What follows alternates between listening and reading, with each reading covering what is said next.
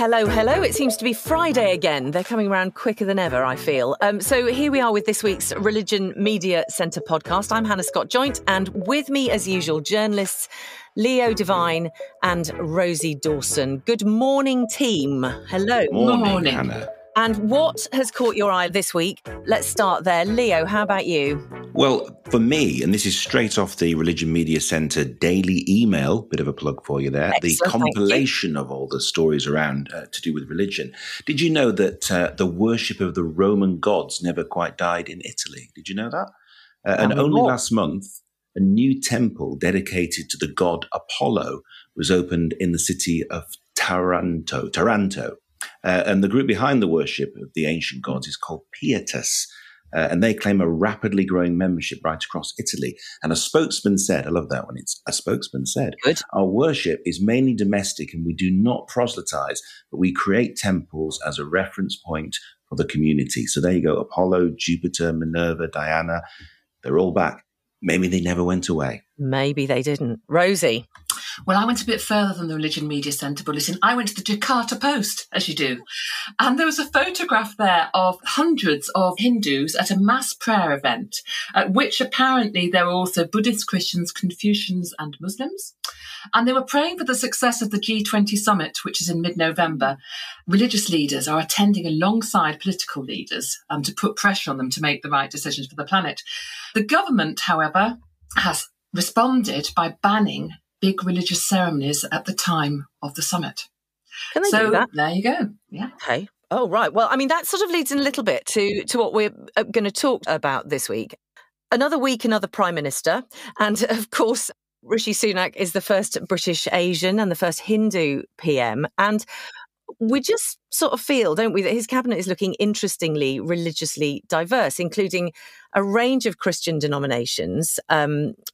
Rishi Sunak himself, obviously, and it has been reported that Home Secretary Suella Braverman goes to the London Buddhist Centre a couple of times a month, all of which made us want to understand a little bit better some of the sort of basic tenets of Hinduism and Buddhism, and wondering sort of to what extent, when someone's in public life with real influence on policy and on people's lives, how those kind of fundamentals could impact what they do. And so we're going to talk around that a little bit more. And with us is Suryagupta, chair of the London Buddhist Centre and teacher of meditation and Buddhism, and Akhandadhi Das, director of the Science and Philosophy Initiative. We're very glad to have you both with us. Good morning. Good morning. Good morning to you. Akhandadhi, can I just ask you first about Rishi Sunak as PM? I mean, an incredibly significant week for him as a Hindu to start the job, with it being the huge festival of Diwali. And he's frequently referenced his values, hasn't he? Talked about going to the temple, lit Diwali lamps on Downing Street doorstep a couple of years ago. Almost feels like the sort of the most open a Prime Minister has ever been about where they come from faith-wise. Yes, it certainly, Rishi Sunak doesn't seem to hide the fact of his religious faith. And I'm sure that because with Hinduism, faith is much more a way of life. It's something that we're meant to embody, 24 hours a day, if possible. It isn't just one little compartment of our life. So I think that may be because it's part of his upbringing, because it's the way his parents behave. They run community activities even from their home. It's faith and life is just so interwoven. And a big part of the teachings in Hinduism are the responsibilities that we each have depending on the roles we take within society. Oh, okay. Explain that a little bit more. Well, the idea is that, we all have responsibilities to others. That's in our family as a parent, even as a child towards our parents. And in society, in professions, teacher, doctor, lawyer, whatever. And of course, governance is a big one for the society. And there is so much in the Hindu scriptures talking about the qualities, the responsibilities of those who have power and who are in the position of care for others. So what kind of thing do the Hindu scriptures say about that specifically? To give you an idea, the story of Ram revolving around Diwali will, of course, be pretty clear in Mr. Sunak's mind. And in that, it's described that Lord Ram was the ideal king. And in fact, his rule is regarded as Ram Rajya, which Mahatma Gandhi tried to reinstate in India, the idea of Ram Rajya, which is a kind of beneficial governance where the ruler sees their relationship with the people as a parent for their family, and to be equal to all, to be fair, to be kind, to ensure that they have no anxiety. It isn't just a question of kind of protecting them, providing a few services. It's actually to free them from all anxiety. Wouldn't that be nice? Wow. Yeah. And so relevant now with the cost of living crisis, with the massive anxiety that is out there in the country. That's really interesting. Rosie, you want to say something? One of the things that we all know about Rishi Sunak, of course, is that he's phenomenally wealthy. And you have this concept of artha in Hinduism, of wealth, alongside dharma, karma, moksha. So what are some of the attitudes within Hinduism towards creating and amassing wealth? There's nothing wrong with someone through the hard work becoming wealthy, but it shouldn't be at the expense of others. And that's a very clear stricture. The Yoga Sutras tell us not to be over-acquisitionally minded. We take what can come easily through our efforts, as long as it doesn't impinge on others. Now, it's hard to say that the amount of wealth in the hands of the Sunak family, and particularly his parents-in-law, doesn't impact others. But even when it is received, it's a huge responsibility, because it needs to be engaged then in the welfare and service of others. Thank you. We've got Suryagupta with us from the London Buddhist Centre. We'll talk a little bit more about Hinduism, I'm sure. But Suryagupta, what's interesting about, or what interests me about the London Buddhist Centre, is that it is part of the Triratna order, which used to be called the Friends of the Western Buddhist Order, I think. Yeah, so it's Buddhism that was founded in 1967, but was specifically a way of introducing Buddhism to Westerners. So rather than it being the religion of maybe your grandparents' country of origin, in the case of Rishi Sunak, it's for people who don't start off as Buddhists to sort of engage with.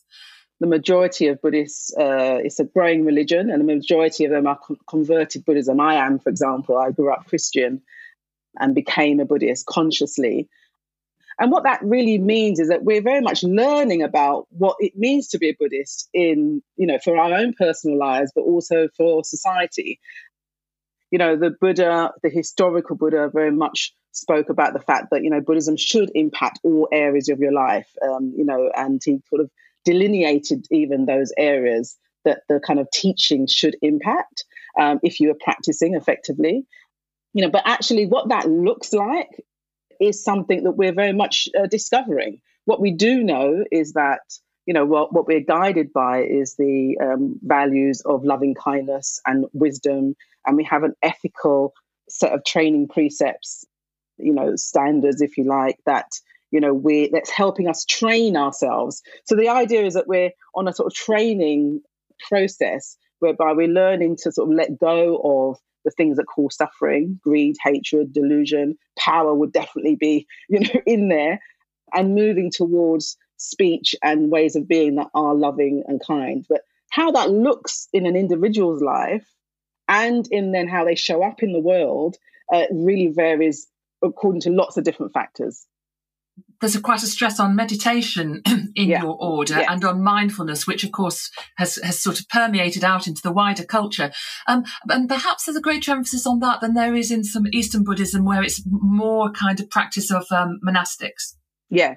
So it's very much around, like, you can identify as a Buddhist. You might read a book, go on retreat, meditate, just like the philosophy of it and identify as a Buddhist. But then how are you going to get yourself from a sort of identification to living it? And that's where meditation really does come in, and ethics, and the community really comes in. So in the meditation, what you're aware of, your frustrations and your anger and your petty, we all our pettiness that we can go through, but also our pain as well. That comes into consciousness, and then you've got the tools of mindfulness and loving kindness that can help us sort of work with that and transform that. So it's sort of not so much an idea. I remember when I was a Christian, I was like, I know I'm a Christian, but what does that mean? For me, I didn't quite sort of understand how to live that on a day-to-day basis. Whereas for me now in Buddhism, it's kind of like, okay, I can have the idea of I'm a Buddhist, but am I actually practicing that? What's my speech like? So, for example, as an ordained Buddhist, as a committed Buddhist, we have 4 speech precepts, sort of helping us sort of move away from slanderous, gossipy, harsh and untruthful speech. So in any day-to-day, I think, that's a bit harsh, Then I'm going to bring that to my meditation and to my fellow practitioners and go, okay, how do I move away from this? So it's very practical. That's what I particularly like about it. Very, very practical, very immediate. So actually, you just said you bring that not just to your meditation, but to your kind of fellow practitioners. Yes. So tell me a bit about accountability. Very, very good question. How that works. Yes, we're very much exploring that at the moment. We always are exploring that because different things arise in the community, so it's an ongoing conversation. But if you're an ordained Buddhist, that means you've trained for a number of years. You've said that you want to live your whole life. You want Buddhism to permeate all aspects of your life. And in a way, you don't become an ordained Buddhist just by saying you want to do it. You have to be seen that is effective. You are now, Buddhism is permeating aspects of your life. And then that's when you become a Buddhist. And then if, as happens, we sort of fall off, life gets in the way, challenges happen, and we're not following our ethical standards, then there is a whole process of accountability, and it happens immediately with your friends, your spiritual mentors, your preceptor, the person who ordained you. And then if that doesn't quite work, then it goes to a sort of more formal sort of procedures. So there is that kind of hierarchical structure, which Absolutely. means that you can be. And Akhandadhi, in Hinduism, tell me about accountability. I mean, if somebody isn't living in the kind of right way as a Hindu, is there a kind of structure which means that actually they are accountable to others? Well, the broader Hinduism is part of the Vedic culture, which tries not to be prescriptive for any particular person. Rather, we find that the Vedic texts seem to look at where individuals are starting from in their own spiritual path and what would be the next step for them, and to try and help people moving forward. Technically, there are no rules to follow in Hinduism because it looks at morality and behavior from a different perspective. It puts the emphasis on the individual to first reflect, who am I? What is my identity? And then from that identity that I have, it will be defined by my relationships with others. Who am I meant to care for? Who am I responsible to? Who am I meant to help? So from those relationships come commitments, obligations, if you like, or responsibilities. So how do I act authentically to fulfill my responsibilities? And that in a nutshell is the concept of Dharma. Dharma as something which is self-determined, really, and self-discipline in following, rather than thinking morality must be something I must do because other people have told me that's what I have to be and behave like. I mean, we've got a Hindu Prime Minister, we've got a Buddhist Home Secretary. So I'm just thinking about how people bring their religious beliefs, in this case, Hinduism and Buddhism, into the sort of political sphere. I was very struck by something that somebody said on a RMC briefing last week about religion doing its bad in public and it's good in private. They don't shout about their faith. Doesn't mean they don't express it. It's not like they've got a rule book and they're sort of going to apply it to various policies. But I just wonder how you might expect a person of your faith to operate in the political sphere. Well, in Hinduism, I would expect a person not to think that I have to impose any particular morality or behavior or situation on others, because we each realize we're on a long spiritual path. It isn't just this lifetime, it's many lifetimes. things are unfolding for us. But I would expect a leader who values the principles of their Hindu faith to behave in such a way that tries to encourage others, to make them feel safe, to make them feel secure, to make them feel satisfied, and therefore able to contribute better to their own lives and to others' lives. I think that would be my hope. Yeah, well, I think actually Buddhism and politics, particularly sort of high office, they're not easy bedfellows, actually, particularly in our adversarial system. So I could say that, and I'd like to say my expectations are, people conduct themselves with loving kindness in mind, alleviating suffering for themselves and others, for the majority of people. This idea of trying to benefit as many people as possible and be able to see how actions have consequences. But, we are in an adversarial system. You've got one eye on the general election and you've got one eye on looking good for your party and doing something for your constituents. And so, in essence, if you were a committed Buddhist, and it's, as I said, it's not easy because it's a new religion. We're learning how to do it. We're training ourselves. It's quite a process in development to be immersed in Buddhism. If you are, you'd be compromised at many different points, I think. And so you'd really would need to have a very strong ethical practice yourself. You need a strong community around you of other practitioners who could, pull you up if you were at dispatch box and expressing harsh speech, for example. And you'd need to really be committed to the ultimate values of love and wisdom. So to me, they're not easy bedfellows. And certainly, my teacher has said that actually it's because of the power and because of you're having to, like the three-line whip, for example, you're not necessarily always able to go with what you ethically think because you've got to honour the party. So difficult to have high office. Only a few examples in history, I would say, have done it well. A question for both of you, I think. I mean, it goes back to what I was saying about religion doing its bad in public and it's good in private. I mean, where you have got a Buddhist nation, Myanmar or Cambodia, or where you've got a predominantly Hindu nation, as in India, I mean, or Indonesia, indeed. I mean, do you see the faith being worked out in practice in ways that are beneficial? I think there is some concern that in India there does seem to be certain aspects of the current government which is not encouraging the harmony that was the hope of the founding fathers of India. And it's a complex situation, and it may have arisen from perception of over capitulation to a minority group.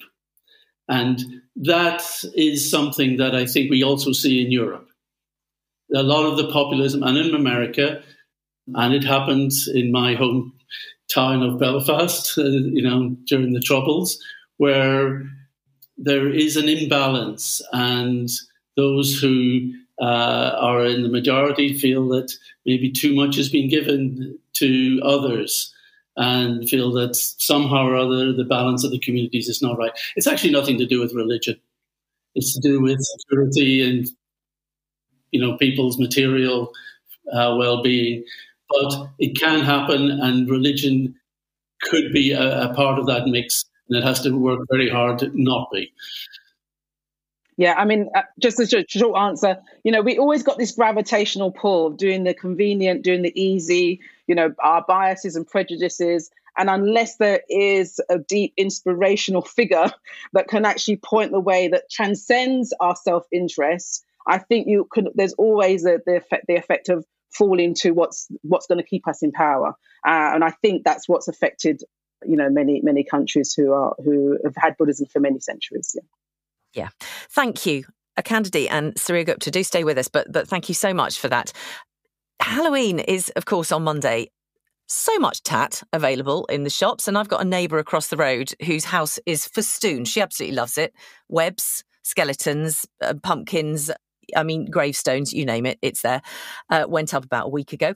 But as well as what we might think of as Halloween, there are other festivals going on about the same time with similar themes. And I'm so glad that Jenny Uzzell is with us, a druid who runs a progressive funeral home in Darlington. And she's doing a PhD in Durham, researching modern British druidry. That's a difficult word to say. And death rituals. Yes, it is. Now, Jenny, many people know about Halloween and festivals at this turning point in the year is exactly what my neighbour does, isn't it? And the trick-or-treating. But it sort of feels like we're missing something by stopping there. I mean, there's so much more, isn't there, focused on this point in the year? Yeah, I think actually it's a huge missed opportunity because most cultures around the world have a mechanism for remembering, honouring the dead, the ancestors, for continuing those relationships with the dead, obviously in a different context. When I was visiting a friend in Sicily at this time of year a few years ago, the graveyards are just blazes of light because everybody goes, cleans the grave, puts candles on the graves, eats there. So you have sort of symbolically sharing a meal with the dead. And we've just lost that. I mean, Halloween started as a religious celebration. And by and large, we've just lost that. And it's just turned, as you say, nothing wrong with skeletons and pumpkins. My house is quite well decorated, but nothing beyond that. We've lost it as an opportunity to stop and to remember what we owe to the people that came before us as much as anything else. And actually, there is a sense, isn't there, in it, the potential for it to be a way of processing grief. Yes. It's huge, isn't it? I mean, in all sorts of different religious contexts. Yes, and this is something that I'm not going to say in the West because it isn't universally true in the West, I don't think, but certainly in Britain, that is something that we're not good at. And we have a habit of anything that frightens us, we trivialise. And actually, what we've had in this country over the last few years is a huge Americanisation of Halloween. Yes, I was thinking about where that came from. And actually, the first thing I remember was watching E.T. as a child and them all out trick-or-treating and E.T. on the front of the bike. That's the kind of first thing I remember about trick-or-treating. Yeah, and that's pretty much has been for my whole life what happens at Halloween. But I remember my mum in particular was really good at finding old traditions. I think this has been largely responsible for my development. She's not a pagan, but I think she has to take some responsibility for the fact that I am. And I can remember at Halloween carving an apple into the shape of an old woman and then leaving it to sort of shrink and decay, and you got these sort of heads and faces, and we did that sort of thing. And of course, a lot of the sort of pre-American traditions have sort of gone to a large extent. I mean, for me, it was always pumpkins, although pumpkins were a lot harder to get hold of, I think, when I was little than they are now. My partner, for example, can remember trying to carve a turnip into a lantern, which is a lot harder. Hard work, yeah. Hard work, yeah. Jenny, I'd forgotten about apple bobbing. Yeah. We used to, I came from a very sort of working class Catholic background, but we always did apple bobbing. Yeah. And I agree with you. I don't remember any of these Americanization, or this American culture that seems to have affected Halloween in recent times. But also in Christian traditions, we had All Souls. And that very much dovetailed, I think, with what you're talking about. Yes, absolutely it did. And as I said, this is the origin of Halloween. In the 900s, I believe, All Souls, All Saints, Hallowtide in the Catholic Church came in, which is this sort of 3-day remembrance of the martyrs as well as the saints. And again, it was a time to pause and reflect. And it was a time for making connections. And while it still exists within Catholicism, again, I feel that sort of focus has been lost a bit. I live now, I should say, in Cornwall, as Hannah and Rosie know. I've been here for 30 years. This is a place brimming with all sorts of traditions and quite ancient. I mean, there's one we call Obios. You know Obios, which is on May the 1st. And it's really interesting. It's two Osses, I'll have to explain it very quickly, who from the town of Padstow. And they celebrate this. And it's really interesting that at one point in this mesmerizing song, and it's very ancient, the os dies and then comes back to life. Does that sound familiar? It's part of this sort of wide mumming tradition that is also very prevalent at this time of year, more so at Christmas. But yes, and Cornwall is just an amazing place for this sort of thing. One of these days I will get to spend Halloween in Cornwall. It hasn't been this year. This year it's going to be Anglesey. Come on down, I'll give you the tour. Thank you. I will. Tell us a bit about this festival, which isn't pronounced Samhain, but that's how it's spelt. Is it Samhain? It's pronounced Samhain, yes. Tell me about that. It is an ancient Celtic festival. The word Samhain means summer's end. And the Celts, as far as we can see, split the year into two halves rather than into 4 seasons. So it was the light half of the year and the dark half of the year. And Samhain marks the beginning of the dark half of the year. What it doesn't, or at least there is absolutely no evidence that it was originally associated with the ancestors or the dead, going back into pre-Christian times. The association of this time of the year with the dead does seem to come very firmly from the church. So it's that way round, because people tend to assume, don't they, that the Christians have just, grabbed hold of a pagan ceremony, everything, and gone with it. And this is one of my my things, actually. The relationship between Christianity and paganism, both now and in the past, is very, very much more complex, and it goes both ways. And it's actually much more interesting than just to say that one group has stolen things from the other. In this case, paganism has come to appropriate the association with the dead that is associated with the Christian Halloween, but it has made it into something so powerful and so important. And for a lot of pagan traditions, and paganism isn't a religion, it's an umbrella term, there are a lot of different religious traditions that are absorbed within that.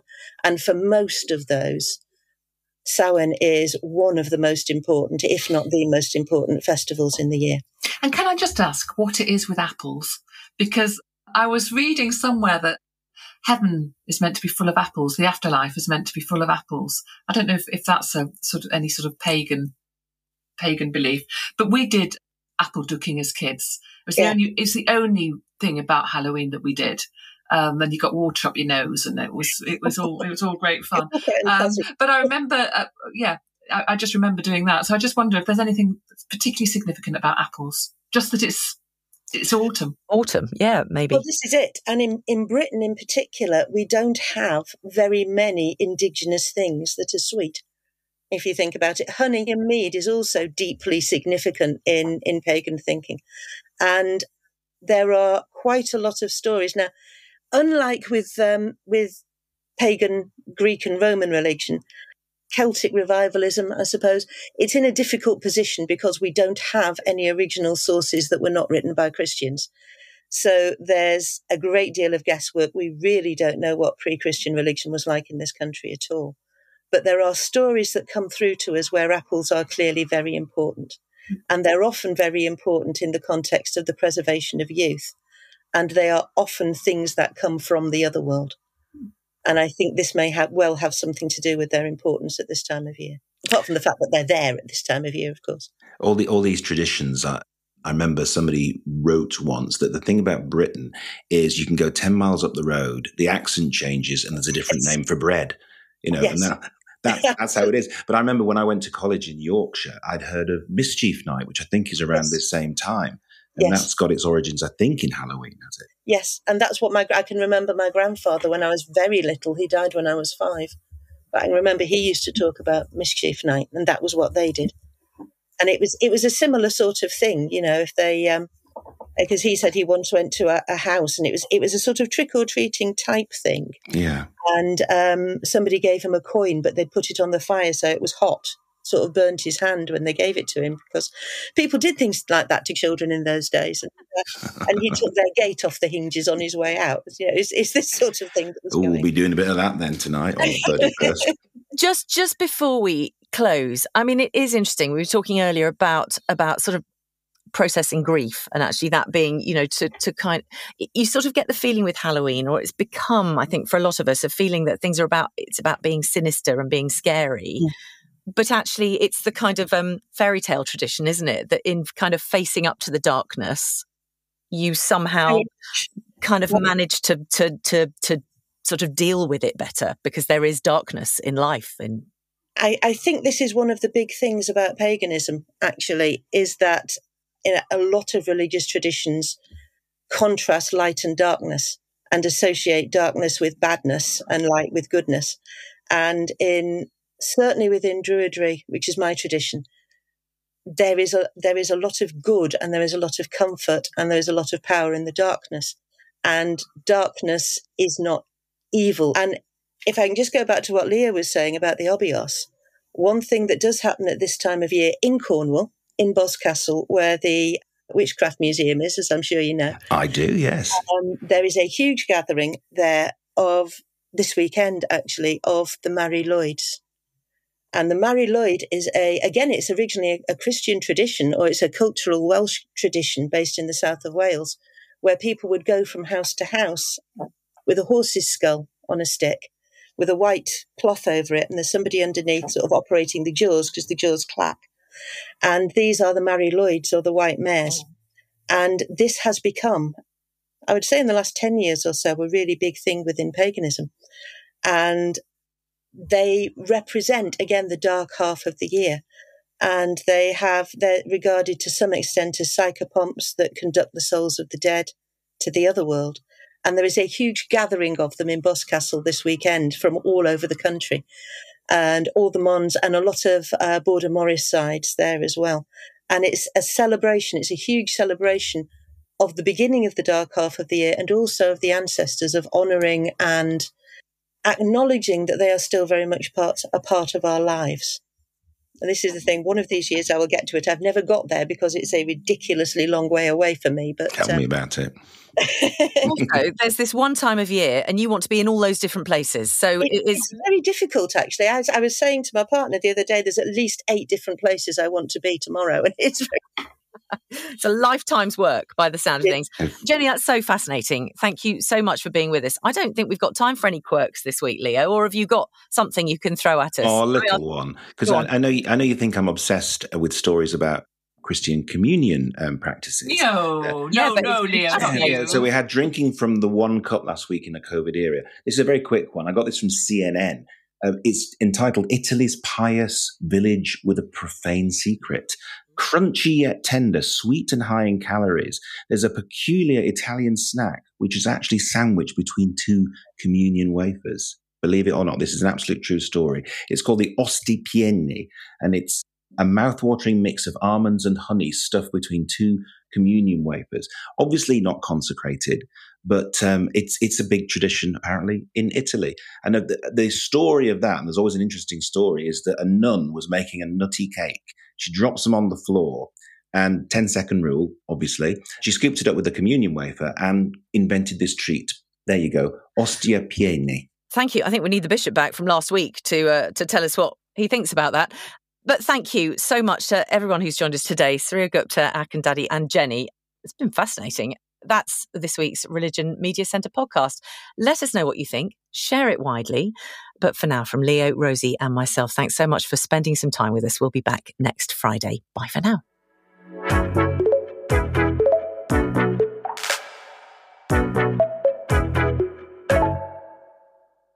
The Religion Media Centre is an impartial and independent organisation providing an expert resource for the media and other interested parties to help the reporting and understanding of religion and beliefs.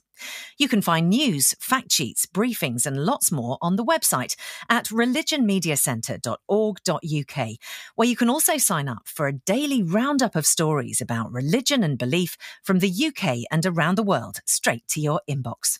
If you'd like to support the podcast and the work we do, contributions are very welcome. Thank you if you do, have or will. It all helps us continue to tell the stories that matter, and it's hugely appreciated.